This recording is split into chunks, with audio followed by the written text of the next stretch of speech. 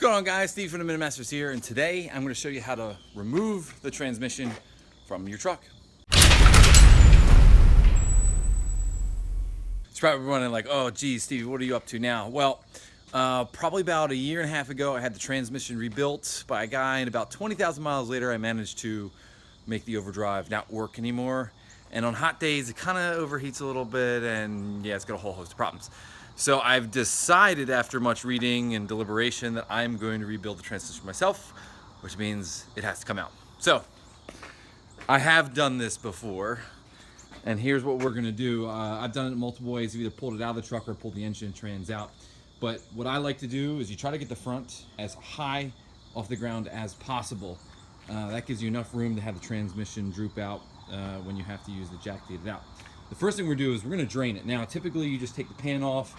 Well, you can leave traditionally you just leave everything in there, but I want to drain it because it's less weight. So in these trucks, at least in mine, see that rubber hose? That's the transmission cooling line. And see those two lines go back to the transmission. I'm going to hook it right here, and I'm going to turn the truck on, and it's actually just going to drain itself right out. And that's actually going to get the majority of the fluid out of the transmission. Once that's done, we're gonna go back here, and basically it's a process of unhooking things. So the first major piece that's gonna have to come out is the drive shaft. The drive shaft has 4 bolts on this side, and then the yoke just slips out of the other end. That's really simple, despite the fact it's like, ooh, drive shaft removal. Keep in mind, you pull the drive shaft out, there's a seal that goes around the yoke. That's the only thing keeping a bunch of transmission fluid in there.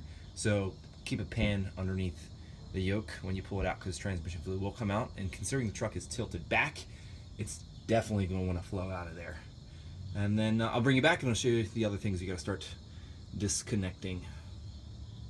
All right, guys, so you can see I have the drive shaft out here. Now, real quick tip before you take this out, and maybe this is just me and some voodoo and whatever, but I like to mark where I took it out. So I put 2 dashes here, and somewhere else I have 1 dash, and all I do is line them back up so I know it goes in exactly the way I took it out. I don't know, just me, but considering this is a wax pencil, you get these anywhere. Remember I said put that pan under there? This is why. There's always gonna be fluid coming out of it, and fluid sure did, and here's some residue left over from the yoke. This is also a good time to take a look at your U-joints, you know, just move them about, see if they move freely. This one's actually moves pretty well. That one needs some greasing, but I replaced those, so I do know that they're really good. Now, back underneath. Oh yeah, by the way, Sweet Light. If you ever want one of these jobbies, they're awesome. So basically, this is a game of unplug it. So just, you see it, unplug it. So basically here, you're gonna wanna undo the whole shift linkage and everything here, wiring harness. And now, I'm gonna give this one a go. Some people say take the exhaust off, and some people don't. The last transmission I yanked, I did remove the exhaust, but man, yeah, I think I managed to get those bolts out, but these just look so bad. I may end up cutting them out. I do have an angle grinder here, but in this case, you'd have to take it off here and the other side, and the O2 sensor is right here, and you'll have to unplug that from the wiring harness for that to just drop down. So once that's out of the way, then you have access to all these bolts that hold it, the bell housing to the back of the engine. That also allows you to have access to, with the exhaust out especially, there's this plate right here that comes off, and that allows you to have bolts that hold the torque converter to the flex plate, which is basically how the transmission and engine mate. Once those are done, this thing is pretty much sitting here. The only thing holding this end in is the fact that the torque converter end actually kind of plugs into the back of the engine, and this cross member. Now, again, I've seen people do this a couple ways. I've seen them leave the cross member in and you know, remove the transmission that way. I've done the removal and I've left it in. Leaving it in means I took the engine and transmission out, but in this case, you just want to make this easy. All you want is this transmission just very nicely just you know, just come right out of here. No trouble. So what I'm going to do is undo these 2 bolts which hold this piece here, and likewise on the other side. And then there's the part where it bolts to the frame, that bolts. And then you just have the two here that hold the transmission into the transmission mount. With those out, you just slide it back a little bit, and the thing should come right out. And we should be moving on to the rebuild process. So anyway, I'm gonna start unplugging here. If I come across something I think you guys should know, I'll let you know. Matter of fact, one just occurred to me. The starter motor is right over here. You'll also have to undo the starter as well. Yeah, I mean, if you can leave it in, cool for you and whatever vehicle you have. But again, one thing I figured out with vehicles and taking things apart is a lot of times people will go, ooh, I won't take this out because it's, you know, one less thing to do. But a lot of times leaving it in means you got to work around it. And I've had things where it's delayed me an hour or so in getting repairs done. So anything to make your life easier, do it, especially since you're on your back under here. I'm wearing overalls. I already know that my arms are not going to like me after this rolling around on this concrete. So whatever you can do to make this operation nice and smooth and easy and comfortable, do it.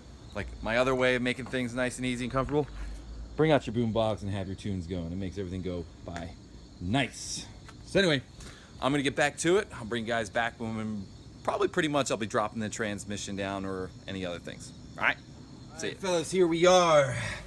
So I've got my jack positioned under here, and no, I don't have it fully unbolted, but here's what's happening. So I ended up cutting the bolts. I mean, they were just so rusted on there, and guess what? I mean, I can always drill and tap and get them out of there and I'll be fine. So just for the sake of expediency and efficiency and not making this whole pain in the ass, I cut them. So I did it for both sides. The angle grinder actually did it and it worked. I also, before actually, so I got this side is easy, so you can see there's tons of room. The other side actually pulled the starter, which is right there. It's actually still somewhat of attached. And that way I could get at the last bolt on that side. This whole exhaust is now all loose. The only thing holding it in place is one last bracket there at the end of the muffler, and of course the cross member, which brings me to why I had the jack under here. The jack is taking whatever tension weight-wise that this transmission has on the cross member off. That way I can unbolt this and I can take down the exhaust. And some people are like, you know, that's probably not a smart idea. If the jack's not positioned, you know, you're putting a lot of stress on the bolts. Yeah, but I witnessed the tension come off this. This is really stable. So, and then like I said, you want to make as much room in here as possible so you're not getting around things. So, like I took this little pan here, so that's actually the flex plate right there, which you can see. So I could get the two bolts that are there, but when it comes to these other bolts, I mean, like the exhaust is right in the way. Another thing too is these transmission cooler lines right here. They come alongside the transmission, and the exhaust is right in the way for me disconnecting those, and I just don't want the hassle of having to deal with that. So exhaust is definitely coming out, and as well as the cross member. So once the exhaust and cross member are out, then it's just a matter of, you know, undo this linkage, undo the cooler lines, and then take all the bolts off around the transmission as well as the ones holding the torque converter, and our transmission should just pop right out. So I'm gonna do that, bring you guys back. All right guys, well, I said I promised I'd bring you back when I was somewhat on the way of getting it out, but I took it out because I just had to get it out. As you can tell, I sound kind of beat. Truly, I am. So anyway, here's transmission. I slid it off the jack just to make the clearance, and I'll just slide it right out here. But so I'll just give you an idea. So like I said, all the bolts around the outside, I took those out. The biggest pain was actually the exhaust, because see this tube here? It's some kind of emissions thing that I just couldn't get off. I mean, it was just a pain in the neck, and that's what I needed out to get at those cooler lines. Well, turns out when I removed the heat shield, which is that piece out there by my light, let me point to you, that I actually had room, so I took those off. And then I tried cutting this thing off to get this all the way out, but it didn't. So probably in the long run, didn't need to remove the exhaust all the way, but it did help me get the bolts at the lower end. So there's that.